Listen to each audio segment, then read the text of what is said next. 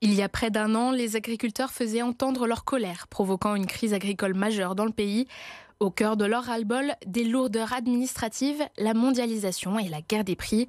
Lundi, ils reprendront leur banderole avec le sentiment que rien ou presque n'a changé depuis l'an dernier.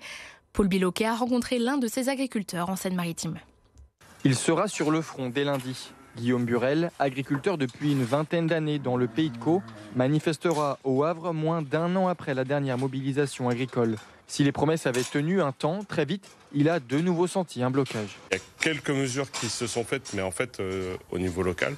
Et en fait, on a eu un gros trou blanc là, depuis le printemps, et principalement aussi à cause des européennes, d'une dissolution de l'Assemblée. Et en fait, maintenant, on repart avec un nouveau gouvernement. Et tout ça, on a mis un gros coup de frein en fait, sur l'élan qu'on a pu avoir fin février, début mars, avec des mesures. En fait, tout est dans les tiroirs. On demande aujourd'hui à ce que ça sorte.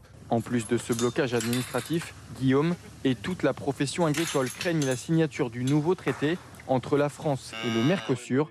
Les conséquences seraient désastreuses selon eux. Parce que pour laisser rentrer, je crois que ça doit être pas loin de 90 ou 100 000 tonnes de viande d'Amérique du Sud. Lorsque vous allez consommer français, c'est aussi votre voisin que vous allez faire travailler. Une exploitation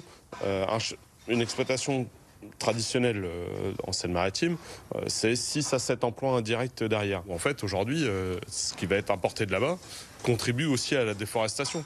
Mais si on ne met pas de barrière pour limiter la déforestation en Amérique du Sud, ou si on laisse les marchandises circuler, faire 3 fois le tour de la Terre avant d'arriver dans notre assiette, il est où l'intérêt ? La première mobilisation des agriculteurs de Seine-Maritime devrait avoir lieu ce lundi sur la zone portuaire du Havre.